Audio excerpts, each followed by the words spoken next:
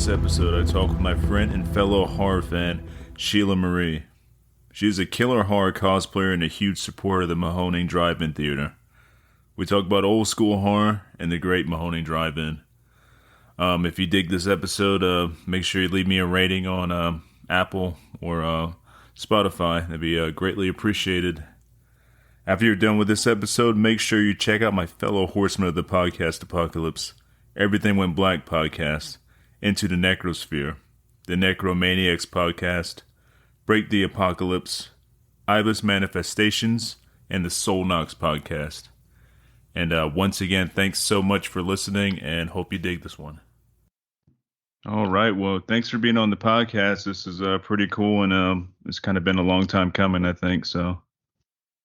Absolutely. Thank you so much for inviting me, Brandon. I love any opportunity to talk about spooky stuff in general. Yeah, and we've been Instagram friends for maybe 2 years now, or I don't know. It's been a little while though. Yeah, it has been. I was trying to remember the first time we started chatting, but yeah, we always have these fun little back and forths about what movies we're watching or any fun like horror updates or fun horror events. But yeah, it's fun. It's great to finally have a one-on-one conversation too.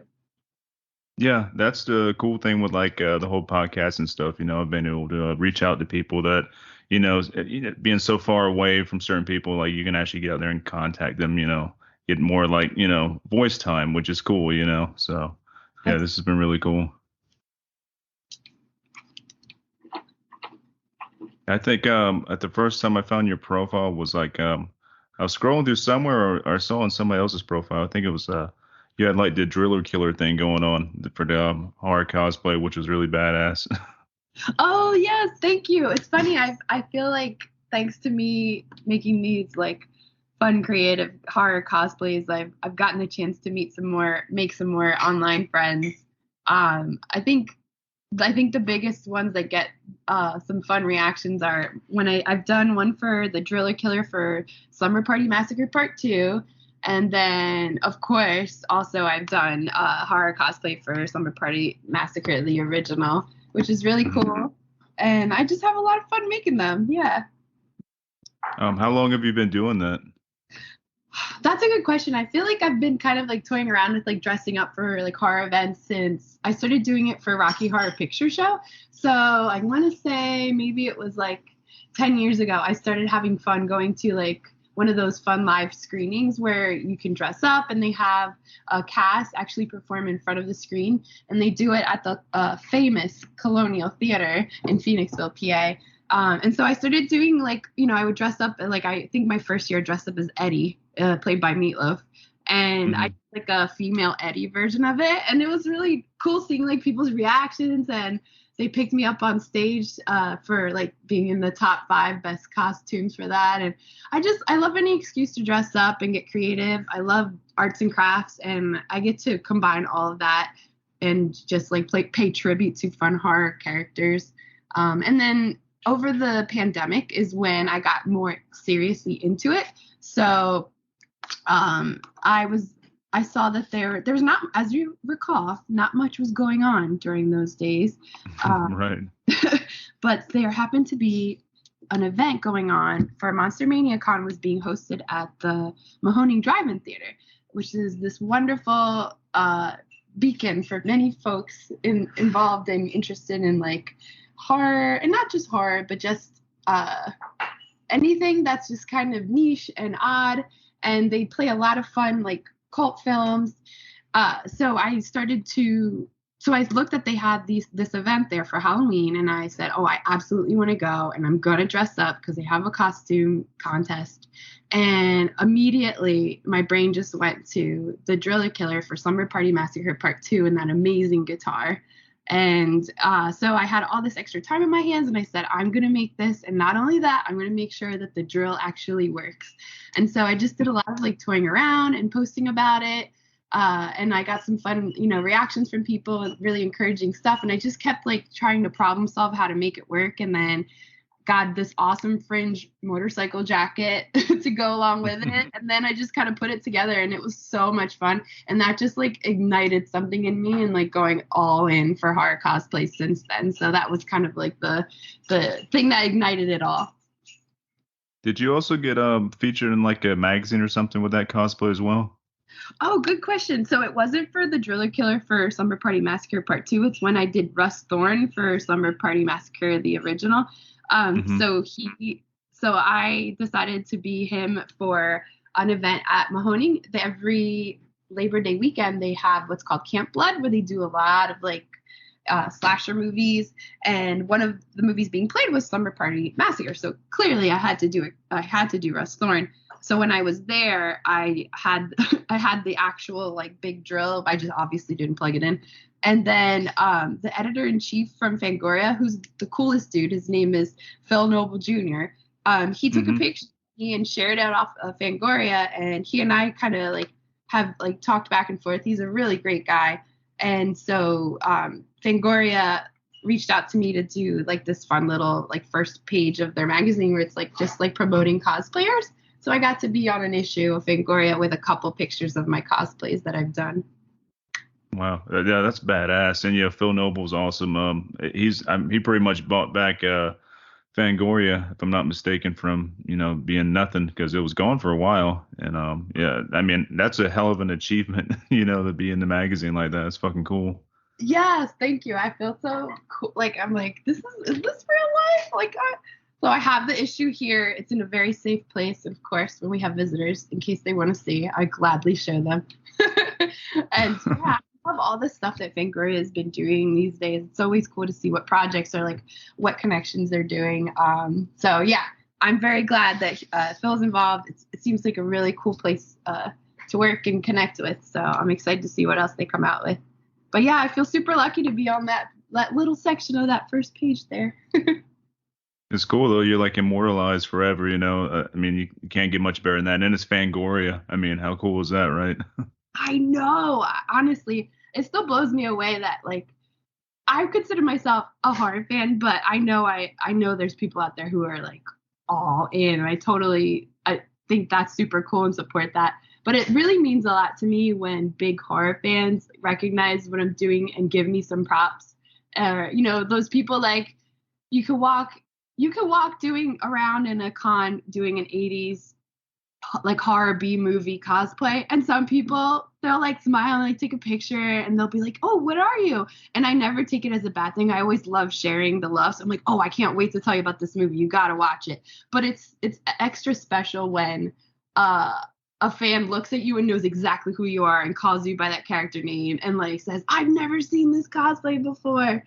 I'm this is so cool." And then we get to talk about the movie and our favorite parts. So it always means a lot to me when big horror fans get it and enjoy it. That's cool. And what you're doing too is like spreading the horror out there to like a younger generation, especially with the like the older cosplays you do and stuff like that. Like you're exposing these like, new kids to like really cool older horror movies that they probably wouldn't know about, without that. So I think that's really awesome. Oh, that's so kind of you to say, Brandon. It's funny, like there's like I'm no big I'm clearly not like an online influencer or anything, but I do have like people on my Instagram that love to, chat and see what movies I'm watching. And there's one particular person I could think of. He's a really cool dude and he's much younger, and he will say, "Oh my gosh, I saw this movie because you did that character," or "Oh, I saw that you posted that you watched this movie and I totally had to watch it too." And it's really nice to know that, yeah, you get to like share the love with like younger people. Yeah, I love doing that between like the podcast or just like social media stuff that I do, like just having people like, man, I never knew this existed and stuff. I'm like, yeah, now you do. Like, enjoy. It's so cool. Like people finding Yeah. like these hidden treasures that they didn't know about. Because there's so many films like from the 90s, from the 80s, even from like the early 2000s that a lot of people haven't seen, just because it gets kind of buried over time. So it's cool to like expose these people these killer films that they didn't know about.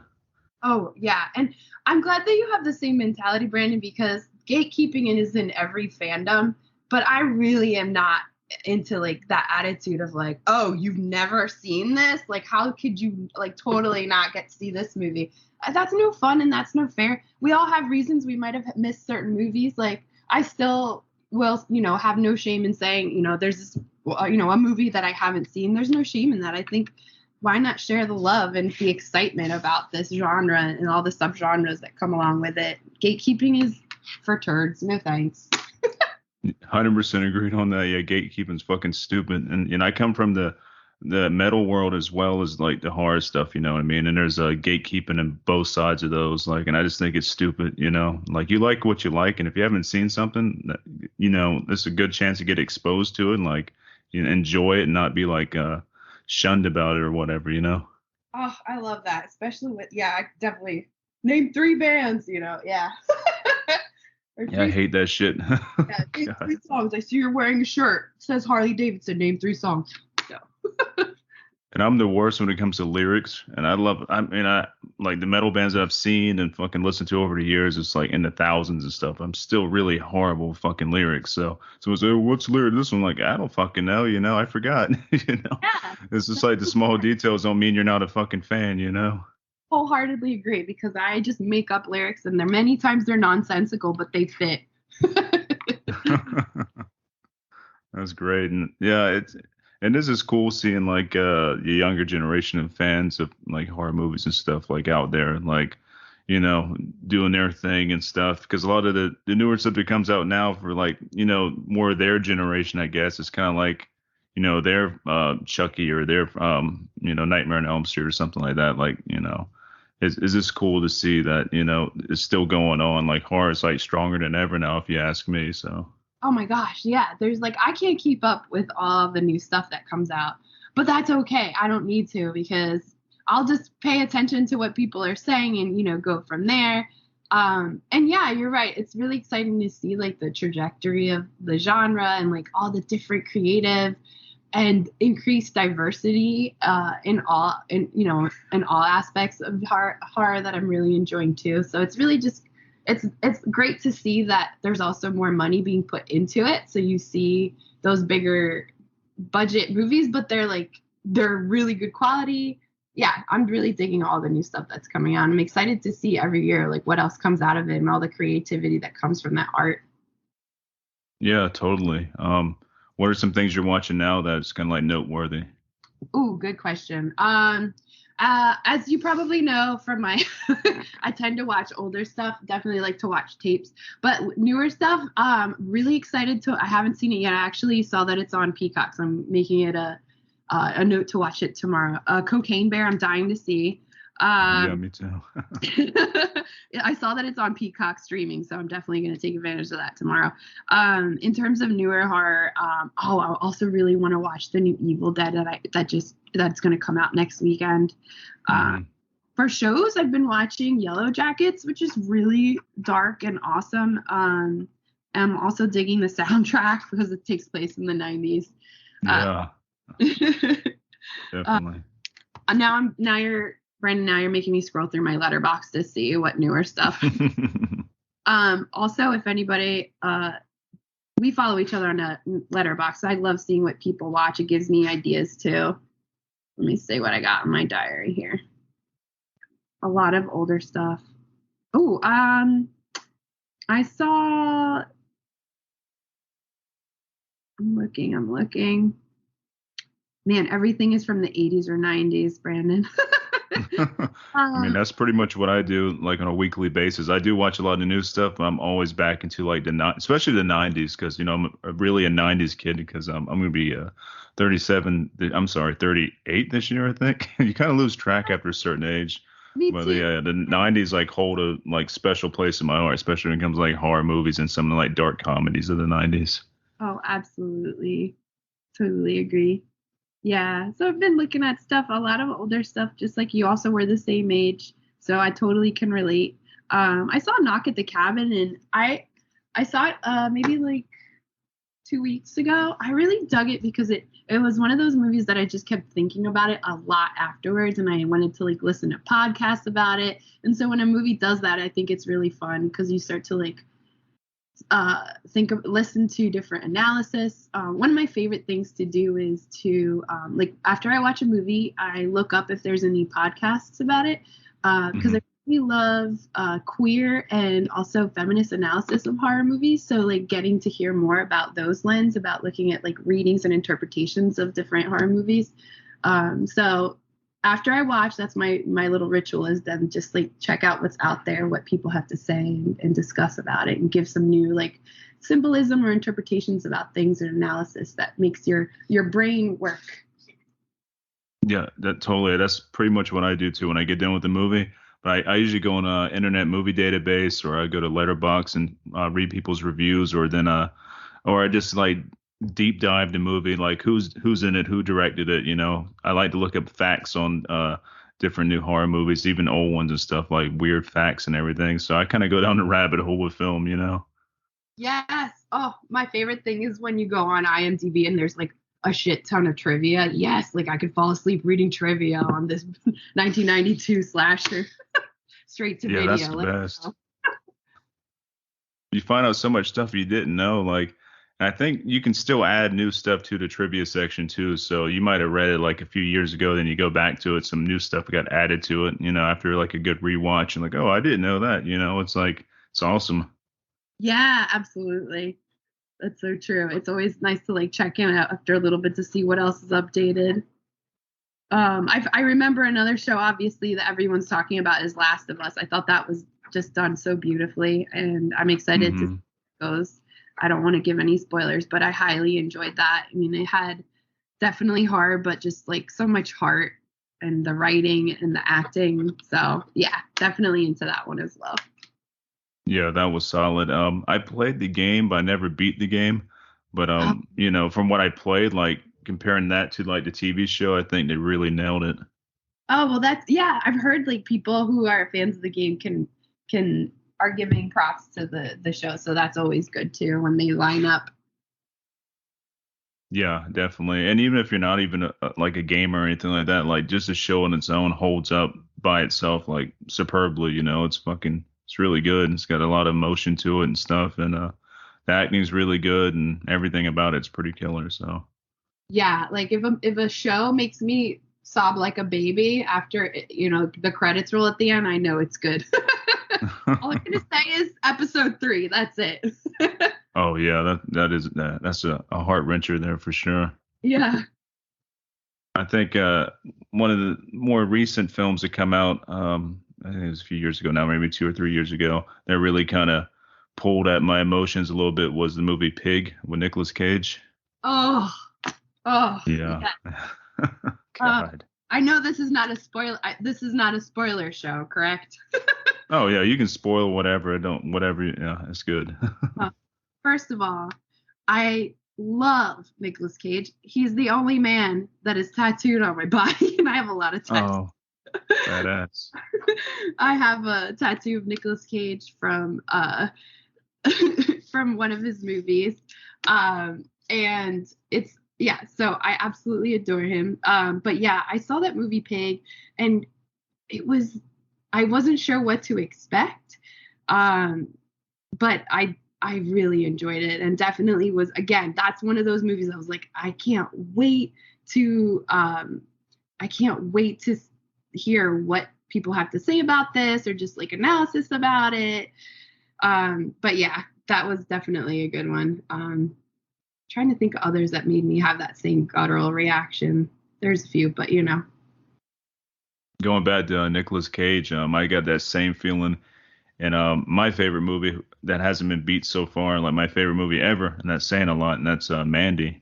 Like Mandy is fucking insanely, like, it's got a lot of crazy emotional, things going on there. It's just a powerful movie. It is. And I my awesome partner David has been encouraging me to watch that director's other movie, and I started watching it and I didn't get to finish. Beyond the Black Rainbow? Yes, Beyond the Black Rainbow. So I have to watch that because I would like to compare and contrast that to Mandy. But I really enjoyed Mandy, and just like the imagery in that movie is very striking. And the cinematography and just like the colors is very, yeah. And of course that bathroom, cage rage scene was something to behold. Right. Yeah. And that whole movie was kind of designed for Nick Cage, it's like, all right, Nick Cage, just go ahead and release everything. Like, let's see the cage rage there. And it was just the perfect spot for him to do his thing. Yes. When you see that perfect alignment between the writing, like the topic and Nick Cage, and they just mesh so beautifully. You know, it's a great piece of art. It really is. Yeah. I have to say though, I have a few favorite Nick Cage movies. Like I said, I have a tattoo of him. It's from his character in Vampire's Kiss. Oh, nice. Good one. But I have to say, Face Off and Con Air.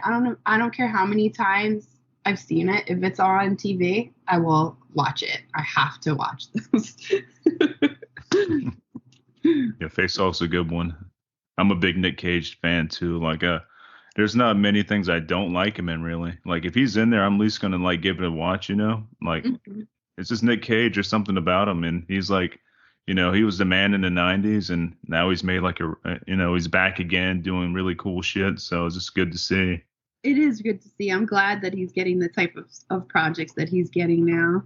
And so he just had was it on GQ magazine? He had a spread last year, and he just looks so cool. Like his outfits. I mean, he has an iconic pink leather jacket look that he was like walking around last year, and like he's just such a cool dude.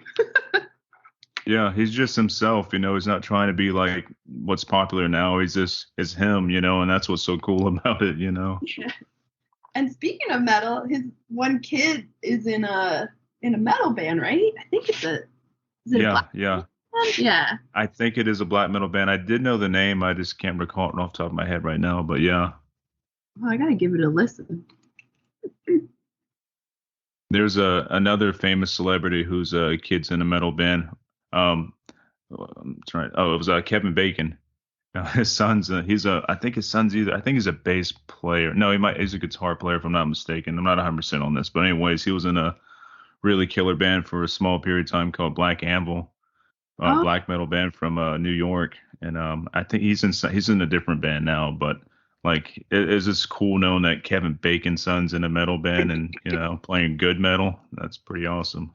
that is awesome. I'm not as I'm very picky, like my awesome partner David tells me so about metal, and I am always willing to listen though. I do like some more death metal. Black metal I still haven't really found like the groove of like what specific like subtype, but I'll give it a listen. I never say no to trying something new. Yeah, I'll send you a link to Black Anvil. I think you would dig them. There's a lot of good melody there and stuff, and it is considered black metal, but I mean it's a lot of groove there too. And I'm more of a black metal. I like death metal fan. I'm also into like doom and sludge metal and all that kind of stuff too. And I also like fucking electronic music. I like Drab Majesty is one of my favorite bands. That's like a total opposite of what I usually listen to. You know what I mean? But The Cure, stuff like that, like new wave. So. Oh, well then we have more overlapping interests, Raymond, because I'm a big fan of Drab Majesty and all the waves. dark wave, cold wave, goth wave, all that good stuff. New wave, obviously. So good. Yeah, a lot of that inspired me to do the I don't know if you heard the synth album. I think I may have sent you a link for Brax's Horn. Did you ever listen to that? Yes, I did, and I was totally digging it. I remember listening to it and responding to you about it. I appreciate that you shared it with me. Yeah, I love getting it out there and like hearing good responses and everything. And that was a total different thing for me because I played metal for like 20 years of my life, so I've never done anything with like keyboards and synthesizers. So it was a cool experiment. I'm gonna continue to grow that too. Like I've already got works of there's already like different projects in the works for Brax's Horn and stuff. So I'm gonna continue that, and hopefully one day get that into a horror movie. That'd be great. That's so cool. Best of luck to you. And yeah, I'd love to listen to the other stuff you create. I love a good branching out. Good for you, dude. Yeah, it's good to change things up every now and again, For sure. Yeah.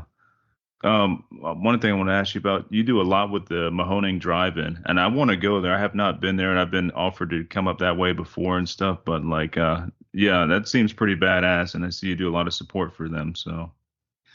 Yes. I'm so glad that you asked me about them. There's something, and I talked to friends about this who go, there's something magical about that place. I can't really articulate it very well, but when you step foot in there, it's like your happy place. So this is the country's biggest single screen drive-in movie theater. So America's largest single screen drive-in movie theater. And this is it's in the Poconos, in the Pocono Mountains of Pennsylvania, in the middle of like nowhere. And you just go in there and there's just one giant drive-in screen. That's it. And then there's a structure with like a building that has the snack bar. And then there's like a wall of tapes that you can just purchase any, or you can donate to the wall. And there's the people who work there are just wonderful people. They're friendly. They're always like great to chat with. And then they hold these amazing movies. They do like, sometimes they'll do a whole theme weekend of like a different thing. Like, for example, they'll do like a weekend of, they do weird weekends. So they'll do like John Waters movies or a bunch of like weird cult cinema. Or every Memorial Day weekend, they have what's called Zombie Fest. So all the movies have a theme of like horror and like the undead. They have like actors come in and special guests, and they'll sign things and do appearances. It's just a wonderful place with people who truly love that lot. And you make so many friends there. You know, you pull your car in, you get snacks at the snack bar, you pull out your camping chairs, and then you just like snack and have the best time with your pals watching movies and being with like-minded folks. I can't praise them enough for all the hard work that they do and just all the wonderful memories that they allow us to have in that space. And a couple of years ago, they were in trouble with like ownership of the lot and everything, but luckily everyone pulled together and did fundraising and a lot of like advocacy, and they were able to save the Mahoning because there was a possibility that they were going to get shut down and then developers were going to do stuff there. But luckily they were saved, and now we get to enjoy our spring, summer, and fall season there, which is a blast. And they're actually going to open up for this season in 2 weeks. So I'm really excited. We got tickets already. The first opening weekend, they always have the same double feature of Wizard of Oz and Willy Wonka and the Chocolate Factory. And then on Sunday, though, they're playing Freaked. And listen, 90s movies, they're playing Freaked. I'm so stoked. So we're going to go for the Freaked showing. Oh, that's going to be good. That's total old school, like, you know, crazy ass horror and stuff. And seeing it in a drive-in theater like that's going to be awesome.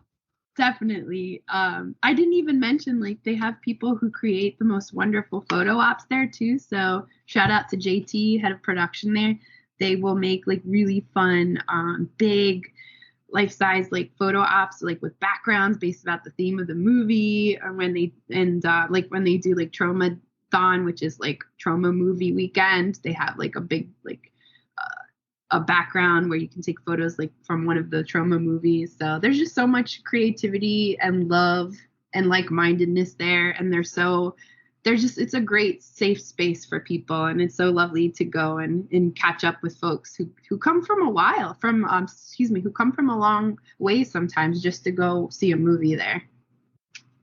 That's killer. I'm glad you're like keeping the horror alive like that, and especially as old school as that is. I just think there's something really magical about a drive-in. You know, like it's so fucking cool.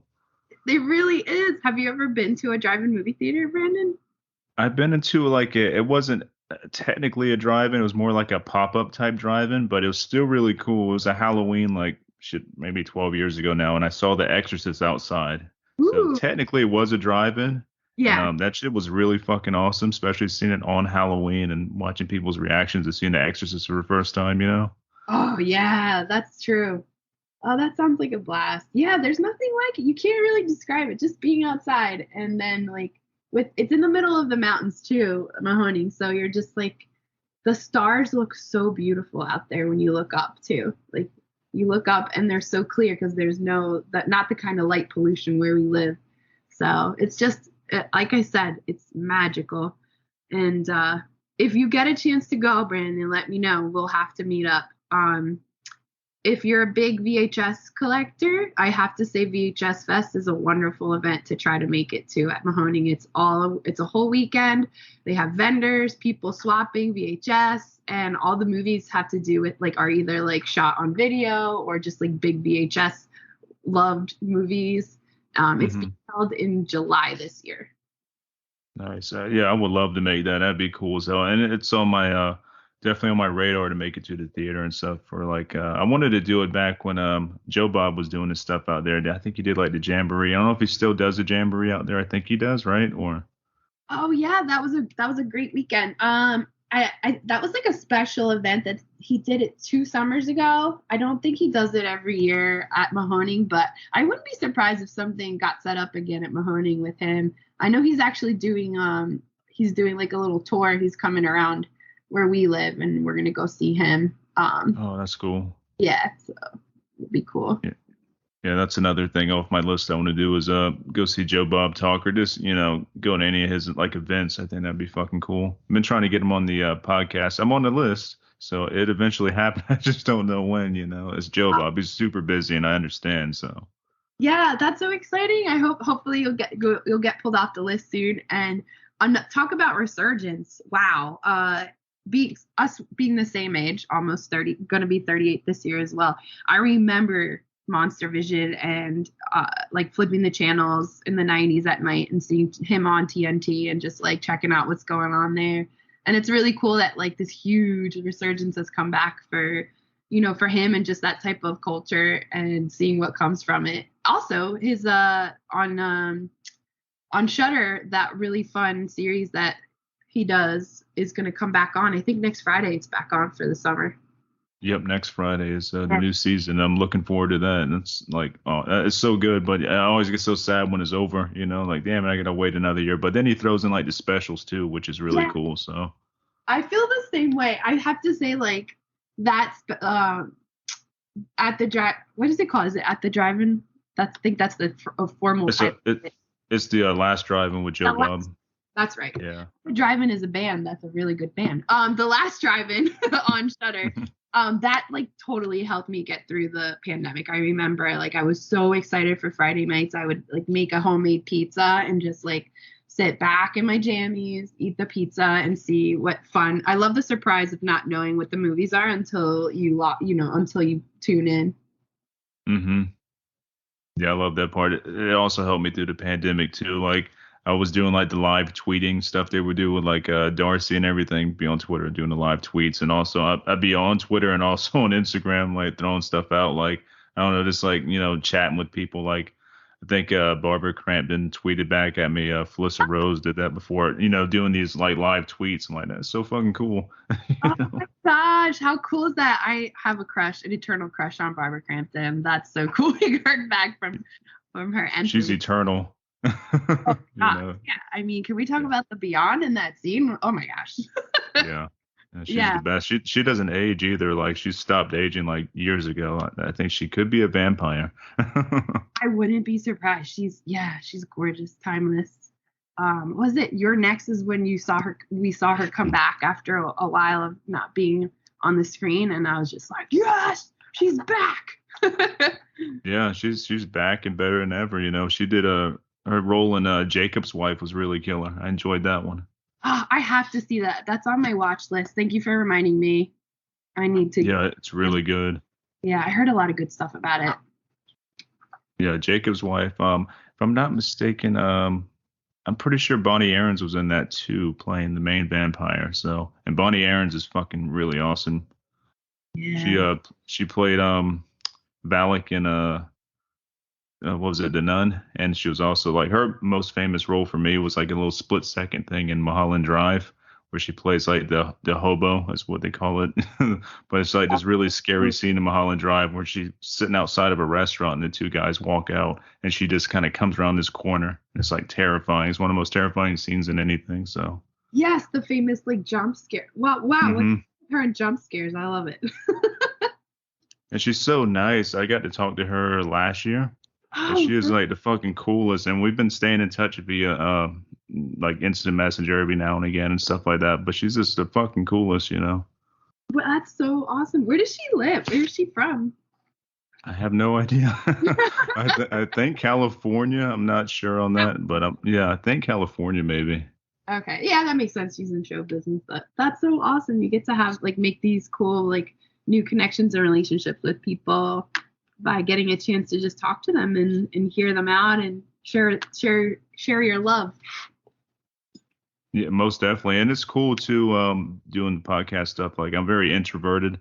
I've only been extroverted when I'm up on stage, like playing guitar or something. Up there, I don't give a fuck about anything. Everything's I'm in my own world. But like out off the stage and stuff like that, like I'm severely introverted. So like doing this, I can meet people, under less stressful terms, I guess. And get to know them and stuff. So it's cool.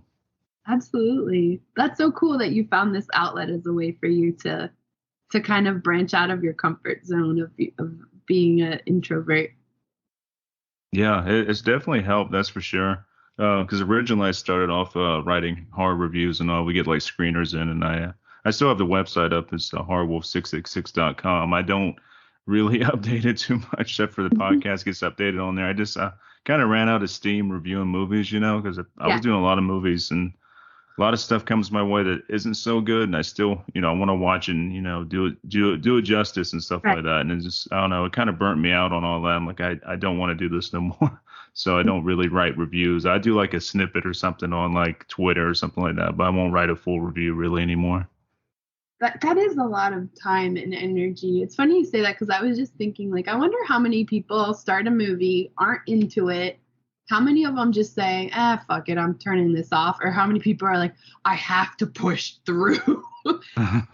Used to be I have to push through. And now I'm like, time is short. I'm just going to have to say next to this one. What kind of person are you?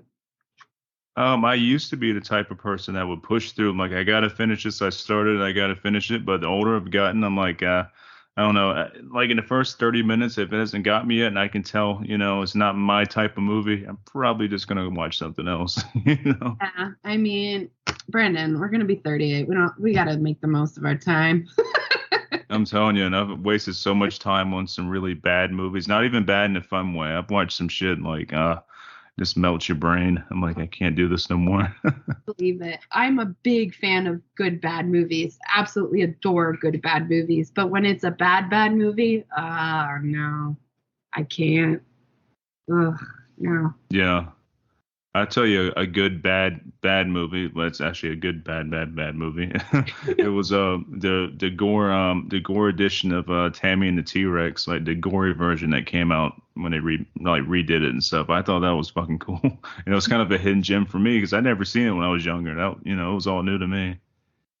I only saw it for the first time 2 years ago when it was on The Last Drive-In, and I always heard about it, but I never got around to watching it. And holy shit, now you're inspiring me to watch the gore edition because I don't think they showed the gore edition. I think that was the gore edition. I think so. I'm not 100%, but I think it was.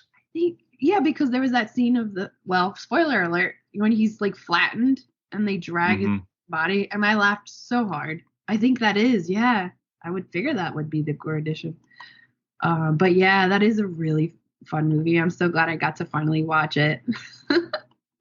What's one of your favorite bad good movies?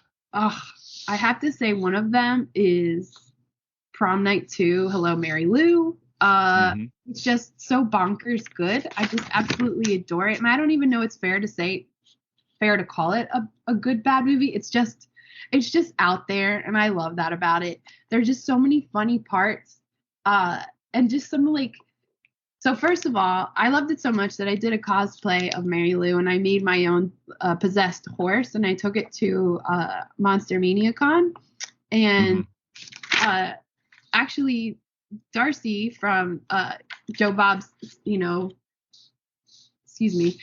Darcy from the Last Drive-In, famous Darcy, she saw my cosplay there because she was doing signings and stuff. And she said that it was the best cosplay she's ever seen, and I almost passed out. It's like, oh my God, yeah. So I love this movie so much because it has everything I want. It has ridiculous special effects. It has storylines that don't really connect but are still so interesting and hilarious.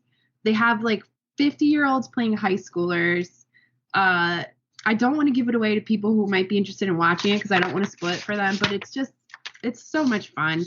They're actually doing a showing of the 35mm print of it in my local area in a couple weeks, and I'm excited to go. I might even try to cosplay for it again, but that would be one of my tops. definitely love that type of like just one of those great Canadian 80s horror productions. Right. Yeah, that's a good one. And obviously I'm trying to think like what other like really fun ones, like it'll come to me, but we can keep chatting. Sorry, it's a little bit, sometimes I'm like, oh my God, am I talking too much? Oh no, you're great. No. But yeah, that one's on my top list for sure. I still like I know a lot of people fucking hate this movie, but I still kind of like Troll. I don't know. Is this because when I saw it when I was a kid, I think it made an impact on me, how creepy it was. But I think like Troll is still like a really good bad movie, you know? Yes, I have to revisit Troll because I haven't seen it as recently as Troll 2, which is a whole other ball of wax. But now Hmm. you're really helping me freshen up my watch list on Letterboxd, Brandon. That's what you're doing. Nice. Yeah, I like doing that. Like, getting more like, oh, you forgot about this one. Oh, well, this one still exists. It's cool, and then go back and revisit it and stuff. See what you feel about it now, being an adult. It's pretty cool. Yes, yeah. So I'm a former Blockbuster employee, and Nice. it's one of my I obviously if I worked at a mom and pop video store, it would have felt even cooler. But anyway, working at a video store was so much fun because that's all you get to do is you get to look at box art and you get to talk to people about movies. And now, like thinking about it, because I collect VHS now, and just like pulling out a box and remembering like where was that? What shelf was that on? Where was I? And revisiting movies that I haven't seen in a long time and just getting that like wave of nostalgia and seeing how it holds up to you as a 30-something-year-old compared to when you were 15 and popped it in for the first time. It's such a great experience, and I love that there's like it's almost limitless for how many movies you can do that with. We're living in the golden age. That's what I'm gonna say. Yeah, that's cool. You got to work at Blockbuster. I never got to work there. I always wanted to work there, but I just have a lot of really good memories of like Blockbuster, National Home Video, Hollywood Video. Like I really, really fucking miss them. Yeah, it's easy to turn on Netflix or Amazon Prime. You have so much shit at your fingertips, but you don't get to see the cool box art. You don't get like, there's no physical presence of that movie, like turning that box around, looking at the back of the box, see what the movie's about, that magic experience there, taking that risk because you don't know shit about this movie, just going off the artwork and stuff. That's so true. Like you didn't have your smartphone to pull it up and see like what the rating is on IMDb. All you had was the box art and the back of the box rating. That's it. And then you're gonna risk those $4 and see if it was worth it. Mm-hmm. Yeah, it's the best. And I like talking about like, the younger generations, like they don't get to have that, but there are still places in this country where you can go and rent, and it's the best going in that situation. I was lucky enough to go on a nice little trip with my boo David, and we went to Portland, Oregon, and we also went to Seattle. And each of those two cities had a wonderful like video rental store, and it just like so many good feelings rushed through me as soon as I stepped foot and got to like browse the aisles and like pull out boxes and check out things I never even heard of. And like my favorite was checking out the shelf with like employee recommendations, and I'm like, oh my God, okay, Charles recommending this one. All right. It was really nice. It just brought me back. And I hope that younger people take advantage of those who live near like a video rental place. I hope they can take advantage of that and get to experience that feeling. Yeah, totally. Because where I live at, we used to have like a little spot downtown, but it's way to fuck downtown. I hate driving downtown just because of parking situations and getting towed and all the other dumb shit. But we had a place down there that was renting out videos for a while, but this was years ago and they closed down. So there is no video rental places like in a 50-mile radius from me now that I know of. Oh, it's a bummer. Yeah. Yeah. Those few places are few and far in between. So I really hope support your local video rental store, listeners. Yeah. I That's think right now too is like a prime time for them to make somewhat of a comeback. I've also heard like whispers of Blockbuster like on the move again doing something. I don't know what it is, if you're gonna do like a streaming service or they're gonna like do more physical stores maybe, but I know there's something in the wind about that. And I think we really need that right now. I think that would be really cool. Interesting. I'm curious to see what happens. Yeah, and just seeing like the trajectory of things. Yeah, there's a lot. I didn't hear about those whispers, but I'm curious where, what's going on with that. But like I said, we're lucky enough to have lived through that and still get to, if we go on vacation or visit somewhere and see if there's something nearby worth stopping in.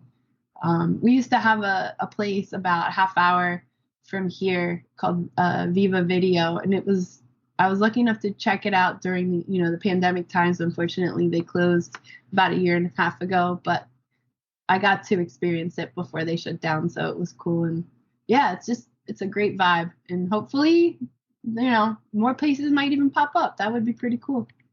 That would be.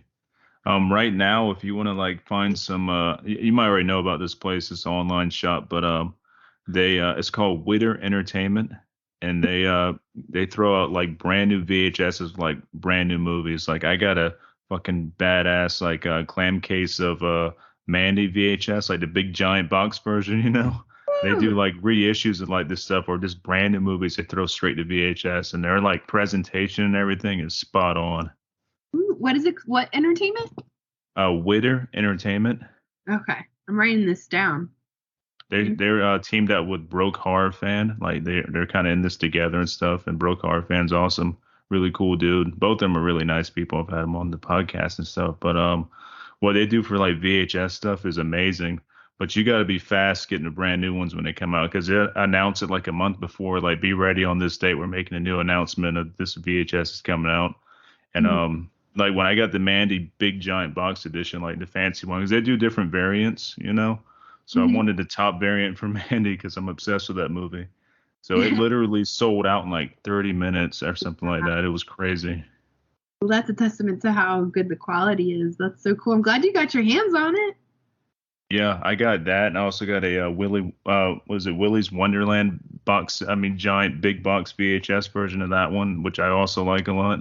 Oh, that was such a fun one. Yeah, I think that one's pretty underrated. You don't hear a lot of people talk about it, but I think that was really good. You're right. Not many people talk about it, and honestly, I can't picture someone other than Nick Cage doing that role. That was perfect for him. Yeah, I can't picture anyone else do that. He doesn't talk at all, and you don't even like realize like it doesn't like stand out that much. It's just so fun. Yeah. That movie brought back a lot of memories of Chuck E. Cheese back in the day. I don't know if you had a Chuck E. Cheese or Showbiz Pizza is what it was called before Chuck E. Cheese, where it had like the giant animatronic band playing and stuff. Do you remember that? Oh, absolutely. Yes, yeah. I do. I remember clearly. For some reason, I thought the pizza was delicious, but I'm pretty sure if I were to try it now, I'm not sure I'd have that same opinion. My palate has developed since being an 8-year-old, but yes, I do. Chuck E. Cheese was the shit, especially for some birthday party where you get all the like a cup of tokens. You were like on cloud 9. Yeah, that was the best. And I just remember the giant gorilla used to scare the shit out of me. I think he was the drummer. I was like a gorilla drummer. And I would go up on the stage because they didn't really care. You could walk all around there and stuff. And I would go up there and like touch him and stuff. I'm like, I thought there was people inside suits playing those things when I was a kid, you know. Find out that it's not. It's so creepy. It's very creepy. Like the way their eyes just kind of like move to the peripheral and then like those weird jarred movements. No thanks. I'm curious what happened to all those like animatronics. Who kept them, or did they just like burn them or something? I don't know. You know. Oh my gosh, I was someone showed me a picture. There was like a comment. I'll send it to you. A really popular photo of like a landfill, and it's the animatronic Chuck E. Cheese, but he looks like he just like survived the apocalypse. He's like kind of torn and just like part robot, part mouse. Send it to you. It's a really like a really intense photo, and you're like, oh man, if you put the right music to this is a horror movie right here. I think there's like there's a podcast I follow. I haven't listened to it in a while. It was called Creepy, and he would go over like I guess you call them creepy pastas or whatever, like those like short stories and stuff. And there was one about an abandoned Disneyland type place, or it was a Disneyland or Disney World in Florida. It was an abandoned facility and stuff, and there was like a fucking haywire like Mickey Mouse animatronic that lived down in the basement and stuff. it was all messed up. And if you went down there, he would attack you and stuff. And so it was a true story, no quotation marks around that, but kind of reminds me of that. Oh, absolutely. Yeah, that sounds pretty creepy. I'd give it a go. Yeah. Yeah, I'm also a fan of the VHS. Like I was saying, I do collect. I don't collect heavy. I just do like special editions, stuff like the Mandy. I got like three different versions of Mandy on VHS. There's one off of eBay I got that was like a release day thing that was super limited. It was like a old school like a mom and pop VHS release with like the clear box and everything like that. Yeah. And I scored that off of eBay for a pretty good deal and stuff. So, yeah, that's the kind of stuff I collect when it comes to VHSs. I do have a really badass Friday the 13th, like very first like pressing or whatever of the VHS art and everything, like from whenever that came out back in the day. I have that like in pristine shape. I don't even touch it because I'm like, I don't want to fuck it up. Yeah, that's definitely when you keep on the shelf and you just get a double of it that's not as fancy and you watch the double. Yeah. Yeah. Totally. It would be horrible if my tape player ate it. Oh, no. Yeah, you don't even risk that. That's the one that you just keep looking great on the shelf. I totally get it. But that sounds fun. Some really good collectibles there. Yeah. And like I said, when you go to the Witter site, Witter Entertainment stuff, you're going to see like they did a Terrifier and I think Terrifier 2 release on VHS. There's a lot of like cool shit. I think the most recent one they did was it was a Child's Play documentary that just got released, and they put that out on VHS.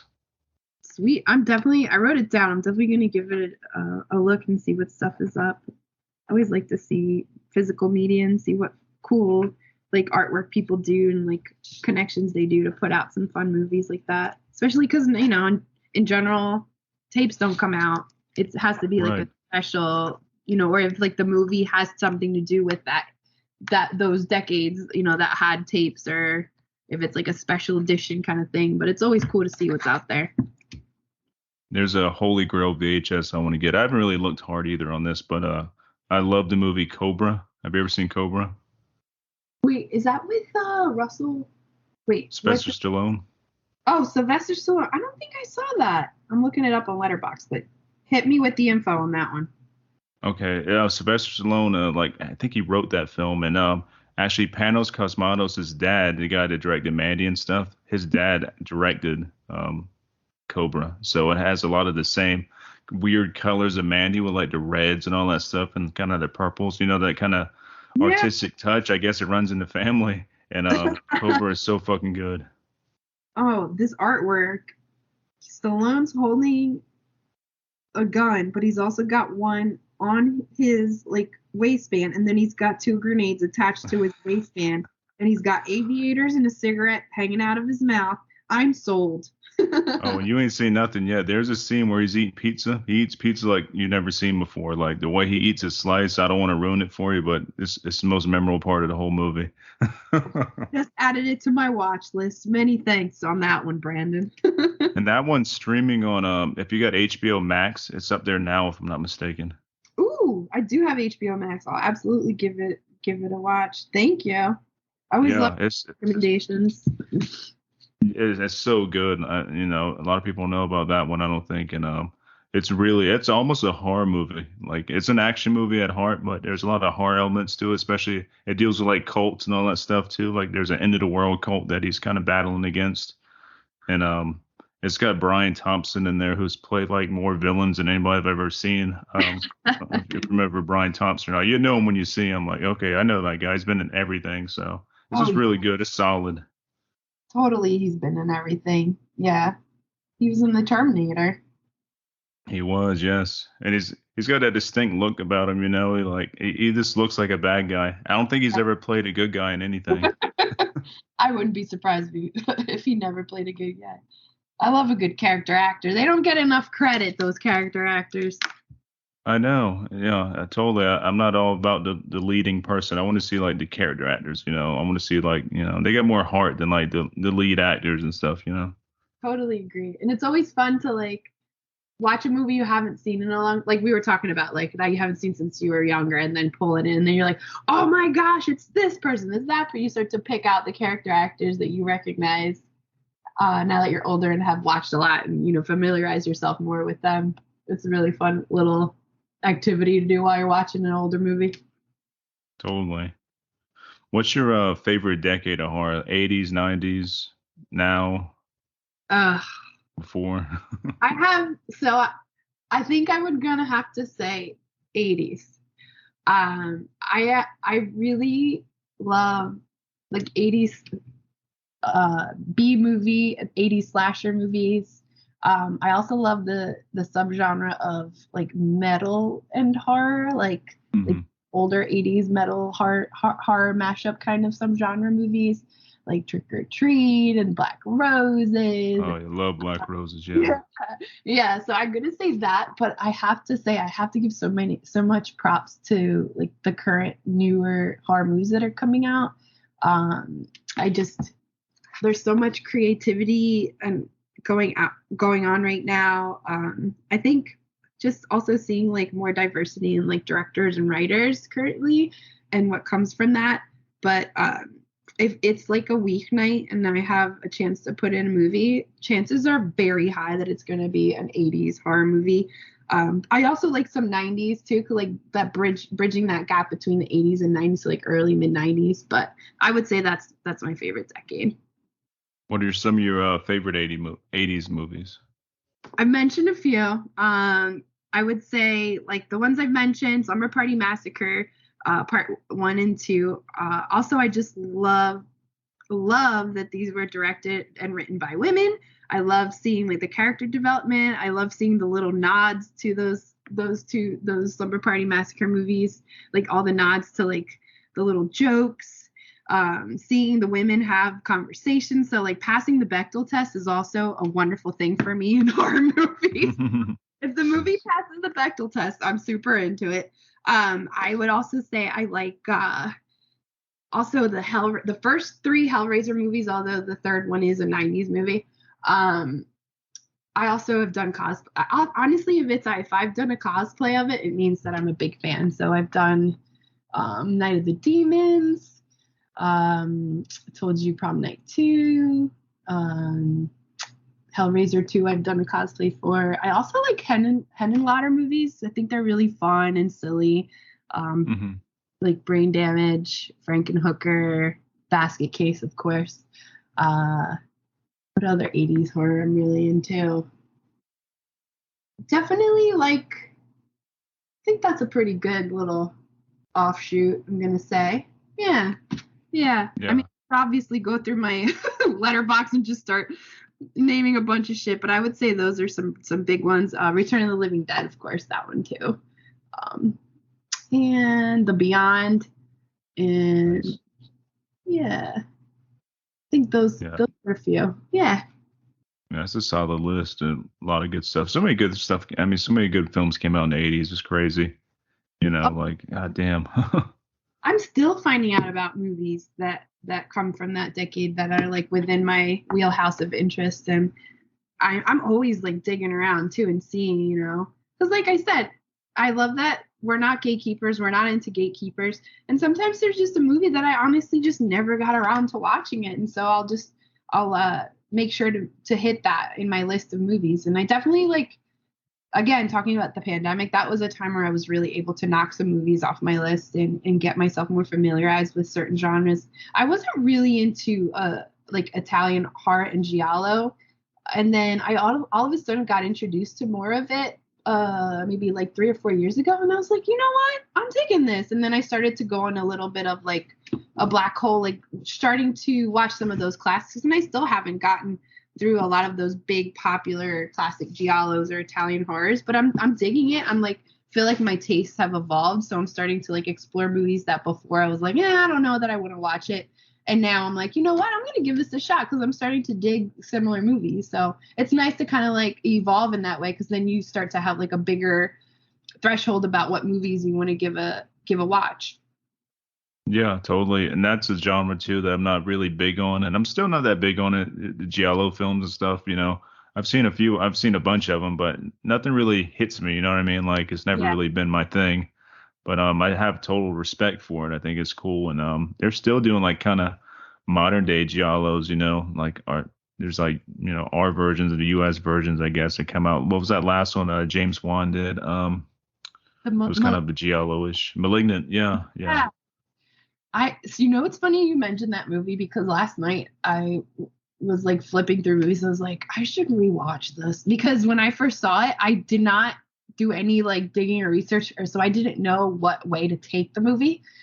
And after watching it, I was like, that was pretty cool. And now I'm like, oh, I was going into it thinking it was like serious, and it wasn't like it wasn't. I thought it was taking itself seriously, and I'm like, why did I think that? Clearly it did not. You need to rewatch this with that mindset. So but yeah, I thought it was pretty fun. I think I should give it another watch though, and with that mentality, and I think I'm going to enjoy it even more. But yeah, that's a good example of like a modern giallo.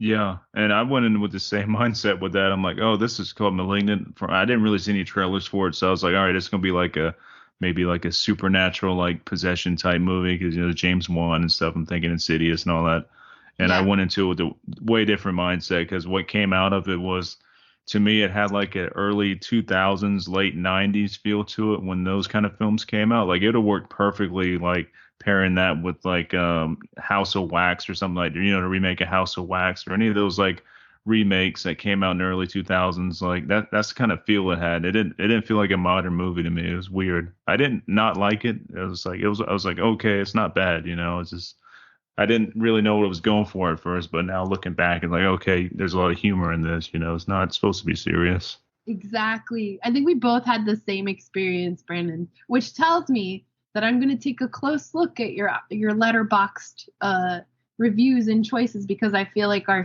interests are pretty similar. Because I had the same thought about that, and it's funny you mentioned the remake of House of Wax because I fuck with House of Wax remake. I don't It's care. good. It's good. Yeah. Yes. Yeah. I remember watching it in the movie theater with my friend. I think we were, I don't know what, like 16, whatever the hell that was. And I'm just Mhm. like, yeah, Paris Hilton. And now I'm like, oh, that was so silly and dumb of me. But like gets killed. Oh, it was just, it's a fun one. I've rewatched it recently. I'll say that, like, speaking of remakes, I really like the Evil Dead remake. So I'm curious, Mhm. very new Evil Dead interpretation here. But yeah, some of those 2000s remakes, I'll totally fuck with them. Oh yeah. I'll tell you, my favorite of all the remakes that came out back then was the Texas Chainsaw remake, the first one. She was fucking killer. Like even like some of my Texas Chainsaw like diehard fans would tell you that, it was a damn good remake. It was. I wholeheartedly agree with Jessica Biel, right? Yeah. Yes, yeah. It was pretty brutal and like it was like the tension. Absolutely agree. I think that's one of the top remakes of that like era of like 2000s remakes. Yeah, it was so dark. I remember seeing that in the movie theater. I'm like, the brutality of it and stuff. It was a lot gorier than the original Texas Chainsaw. Like the original Texas Chainsaw didn't have any gore in it, but like maybe a little bit of blood here and there. But it just played with your with your fear and stuff. Like with the remake, it was like this all out brutality, and it was shown on screen. It was Yeah. like fuck. Yeah, like I think I rewatched it maybe like I don't know, like a few months back, and I totally forgot like the very specific scenes, but that one scene when the sheriff goes into the dead body in the car, ugh, it's so Oh nasty. yeah. And he's like, "Come on, help me here." Yeah, it's pretty graphic and gnarly, but definitely a good one. Yeah, I miss those type of remakes. I know they've been remaking some stuff recently, like well in the past like 10 years, but they've been I don't know, some of the remakes been kind of weak. The Evil Dead remake was not weak or anything. I like that, but that's more of a reimagining, if I'm not mistaken, or it's That's not true. technically a remake, so that's a good thing, I guess. I think that's a better way to describe it. You're right. It's like a reimagining, not so much a remake, but I really dug that one. That one was brutal and very gory and graphic too. Yeah, I remember in the theater when when what's her name took the turkey cutter to her arm. I think yeah, the turkey cutter. Yeah, everybody started screaming in the theater. Oh yeah, that scene and the scene where I guess we can spoil things where forgot the character's name, but she's stuck under the car towards the end and she has to rip her Yeah. has to rip her arm, I think. Yeah, that was fun.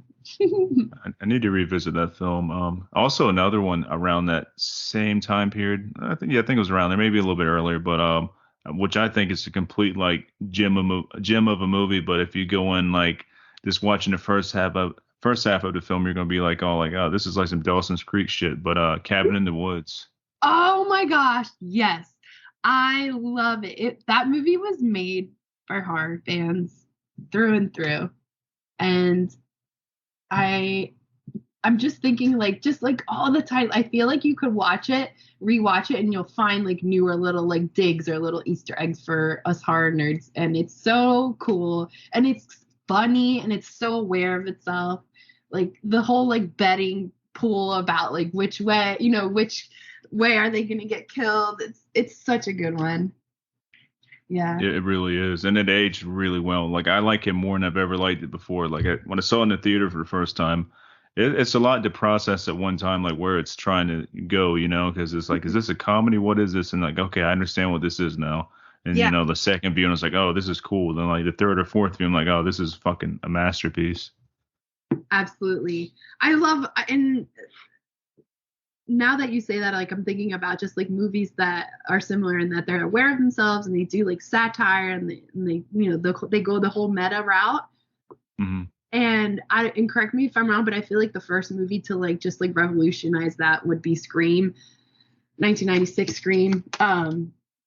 That's when I started to see like that's really intelligent type of horror where it's like we know like they have a character there who's like going through what the rules are and just like it's scary but it also has like funny moments. I know there's some people who aren't big fans of Scream, and then there's some that are huge fans, and I just no matter what, even if you're not a fan, you have to give it respect for like revolutionizing that and starting that new way of making this type of art. Oh yeah, I totally agree with that. I'm a fan of like the first three. I haven't watched anything after the third one, I don't think. But the first one's my favorite out of all of them, and that was like the first DVD I've ever watched. It was one of them. It was like that, and like what's that other one? Final Destination. I remember renting those from Blockbuster on DVD. I'm like, whoa, this is cool. That was like one of the first. I'm like, man, this is crazy. It's DVD. Like, how's it doing this? But yeah, that made an impact on me. Oh yeah. Popping open that plastic case, getting that DVD out, hoping it wasn't too scratched from all the previous runners. I remember that. Yeah, that was the worst, man. When they would scratch them up, you gotta take them back. I'm like, God damn it. It was the same with video games too. I used to hate that shit. Like, I can't play this. It's all scratched up. Like, who had this? An animal? Yes, it's the worst. And like you just reminded me like that whole like nobody like the younger generations don't understand the rush that you get when you go to the video store on a Friday night and you're specifically looking for a particular movie and you go in there and you see that it's not behind the box, but then you go to the front desk and you saw that they just picked it up. Someone just returned it in the return. Hmm. You're like, yes, I lucked out. They have it. It's like a rush like no other. That was the best feeling. This being in the video store itself, like on a Friday, like trying to get the movie that you want. That whole atmosphere was like electric. It was so cool. Oh yeah. Oh yeah.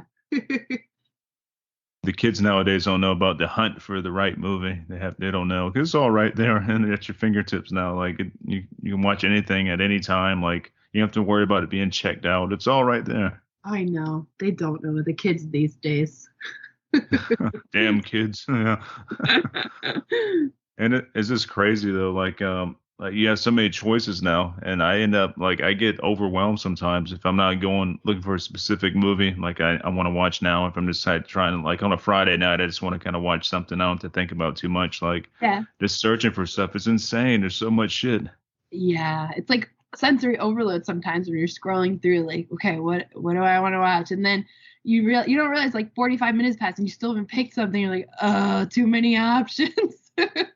I'm getting And I got yeah that and I have so many subscription services. I have Arrow, I have Shudder, I have Screenbox. I got all pretty much all of them because like man, there's always something on one of these I want to watch. And I want to. So it's just crazy. I ended up watching which is a great movie by the way. Cable Guy. Have you ever seen that? Oh, I'm sure you yeah. see Cable Guy. Yeah. Of course. Yeah.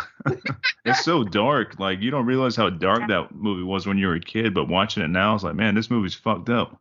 It is. It is. Oh wow, like I haven't seen it in a while, but like just thinking back to some of those scenes, it is dark.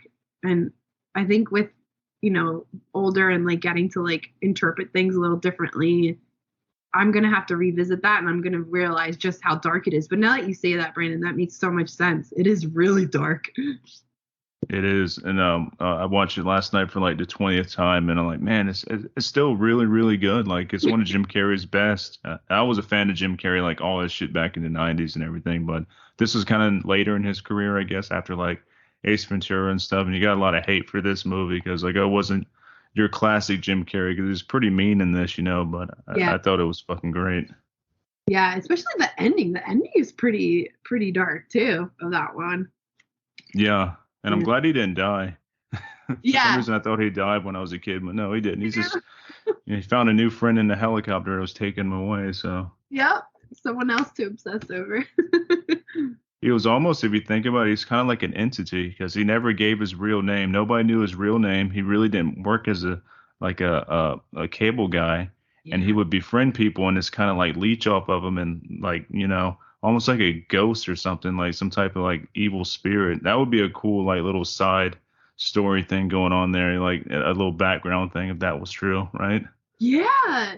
Hearing you say that, it's like those like cool like edited YouTube videos people do. Like they'll put like dark music under like a scene that was like was intended to be comedic, and all of a sudden it's dark. Like all you're gonna do is just put together some clips of that movie and put some dark music. You'll see how scary it could be. You're right. He's like an entity. You don't know his true identity. He like just basically just absorbs the identity of the person he's obsessed over, and like, yeah, you're right. That's a cool interpretation of it.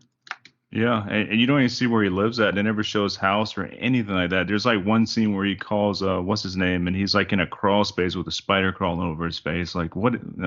Who is this guy? Like Yeah. That's spooky. Yeah. yeah, totally take that in a horror route. So awesome. Well, this has been great talking with you. It's been a long time coming, and I want to do this again. Maybe we can go like do some deep dives on some like 90s films or something. That'd be really cool. I would absolutely love that, Brandon. Thank you so much for inviting me. It's been so much fun chatting. I was like a little, I'm not gonna lie, I was like preparing for this. I was like, am I gonna like have mind farts and forget like the movie of like one of my favorite, like the name of one of my favorite movies? I was like, should I take notes? But no, it was like as soon as you started talking to me, I felt so like chill and was able to just chat. This is what it was, just a really cool chat about our common interests and some really cool stuff. So thank you so much for having me. And I would love to come back and talk about, some 90s stuff or whatever else.